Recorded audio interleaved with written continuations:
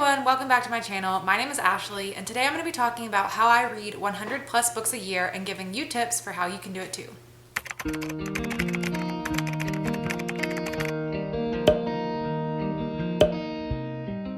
So it is currently the beginning of November, and so far I have read 93 books this year. And in 2020, I read 142 books in the year. And many people want to know, how the heck do you do that? Especially, how do you do that while maintaining a life and having other interests and hobbies and spending time with friends and people you care about and working a full-time job? How in the world are you finding the time to read that many books? It's actually pretty simple. So I have boiled it down to about 5 tips or reasons, ways that I've been able to read over 100 books a year and that I can share with you in case you are also interested in upping your reading and trying to hit that 100 book goal for the year.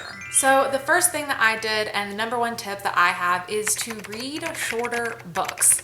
This can mean a lot of different things, but in 2020 I really started reading a lot of graphic novels and comics and got really into those, and that counts as reading a book. I also pick up some poetry collections or some essay collections, and something I do quite often is read novellas, so just shorter books that are around 100 to 200 pages instead of the average length book, which is usually around 350, 400 pages for most books today. So that's the biggest piece of advice I have for you, is you will be able to read more books by doing the same amount of reading time if you're just reading shorter things. If you're trying to get through a number and hit a number goal, for whatever reason that you want to do that, I highly recommend reading shorter things so that you can get through them quicker. So like I said, that could be graphic novels, that could be poetry collections, essay collections that tend to read faster, or novellas, which are my personal favorite and something that I like to pick up a lot. Also, if you're interested in something like middle grade, those stories tend to be shorter or faster, as well as some YA books tend to just read a little faster and be a little bit shorter. So there's plenty of options out there to be reading shorter things if you're trying to just feel accomplished and feel like you're getting through books really quickly. The second thing that I did, or the tip that I have, is that in 2020, that's when my reading ramped up a lot, and that's because I had a lot more time on my hands. That's when I shifted to working from home, so I didn't have a commute to and from work anymore. I was just always in the same place, and so that eliminated a time barrier for me. It also was just easier to read in the morning before work because it wasn't like I have to get up and walk my dog and feed my dog, and I mean, I still do these things, but it's not such a rushed period anymore in the mornings now that I work from home, from doing all these things to get ready for the day and to get ready to leave the house all day before I'm gone all day. Working from home has really just changed my life in a lot of ways, and so I can have much slower mornings. I can read for 30 minutes to an hour in the morning because I don't have to worry about getting my makeup done or getting a nice outfit on, because I'm just going to be sitting at home all day, especially if I don't have any meetings that day. It really doesn't matter what you look like. And then I also just started dedicating a lot more time in my evenings to reading as well. I used to be really big on TV, and that was like my everyday. Was the day was done, I'd eat dinner, I'd watch TV, I had shows going, movies, and now I like to use my evenings for more reading. I still watch TV, I still keep up with a lot of shows, I keep up with movies, I still have the TV on every day, but I'm not just sitting there for like a 5-hour block of time in front of the TV. I break it up, I spend some hours reading, and I read pretty much every single night before I go to bed because it is just a good wind down activity to do instead of looking at a screen or my phone, and it helps me get tired and go to sleep. So it's really just about how you manage your time and what you prioritize. A lot of people say they don't have time to read a lot more. You usually have the time. It's just a matter of what you're choosing to do in your spare time and how much of that you want to devote to reading versus other activities.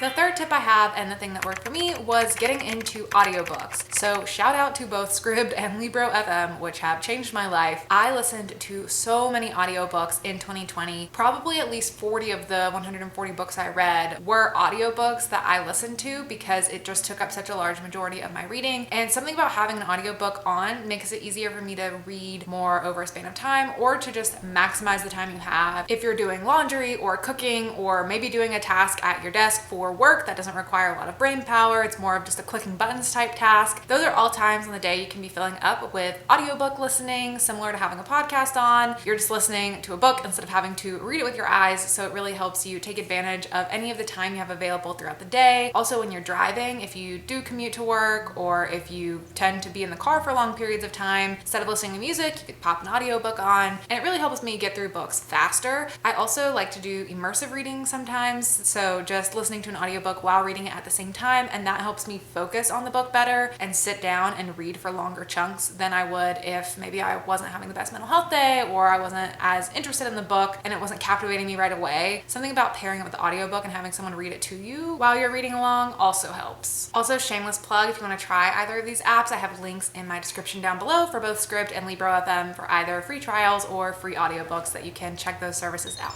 The fourth tip I have is a little bit more intense, but if you really want to get serious about hitting this goal, this is the tip I really recommend, and that is tracking your reading. This could be as simple as having a Goodreads or a Storygraph account, setting a reading challenge goal, and seeing how you're tracking towards that goal, if you're ahead of books or behind on books. I personally track my reading very intensely in a Google spreadsheet that is just extremely built out because I am a Virgo and I am insane. But if that's something you're interested in doing, I highly recommend trying it out as well. I already have my 2022 reading log built out with a goal to read 8 books a month, which will bring me close to 100 in the year. And then I know I'll probably add some stuff, move some things around, may not have 8 books each month. Some months may be bigger or smaller, but I've already planned out like new releases that I know I want to get to from authors I've loved in the past, or debut authors who have new stuff coming out next year, or like because I do YouTube, I know I have reading vlogs I want to do next year, and so I'm already organizing those in my reading. And that just helps me get really intentional about reading and making time for reading and knowing that you're on pace to reach the number that you want to reach, if there's a number you're trying to reach at all. This is really a good tip for any kind of goal you're setting. If you have a goal you want to hit and you're not tracking it every month or every week to make sure that you're pacing, you're probably going to fall behind because you have no idea where you are on track. Especially 100 books over a year, it's very easy to lose count or feel like you're reading a lot but you're really not, or feel like you're not reading a lot but you really are. So it's just really hard to gauge that number if you're not tracking it somewhere. So at the very least, I would recommend setting up either a Goodreads account or a Storygraph account where you can set a reading challenge for the year and then add books as you're reading them to see how you're progressing along your goals. Or if you want to be insane and crazy like me, go create a spreadsheet and give yourself books that you want to read each month to make sure that you're on track. And then the last tip that I have is to shamelessly and ruthlessly DNF books. And if you don't know what that means, DNF stands for do not finish or did not finish. So that means if you pick up a book and you're reading it and you're not enjoying it, or you're finding it difficult to pick it back up and keep reading along, don't feel bad for just deciding to not finish that book. Just sit it down and pick up something that is interesting you. This is something that I've had a hard time with in the past because especially if I purchase a book, I feel such an obligation to read the whole thing. So that is kind of up to you what you want to do with books you're spending your money on and how you think about the value of a book and all that. But it helps me a lot when I am more skeptical about a book, or if it's an author I've never read before, if I use my library instead, or a service like Scribd or Libro.fm where I have a subscription, and then it's not like I'm paying $20 to $30 for a new full price book that I am just not reading. It helps me to like use the library. That way it is a free book. It's not like I'm wasting my money on it. I'm just deciding to not waste my time on finishing it anymore. So I'd also highly recommend using your library if you're trying to read more and not have to spend a ton of money, because books are expensive and they add up very quick.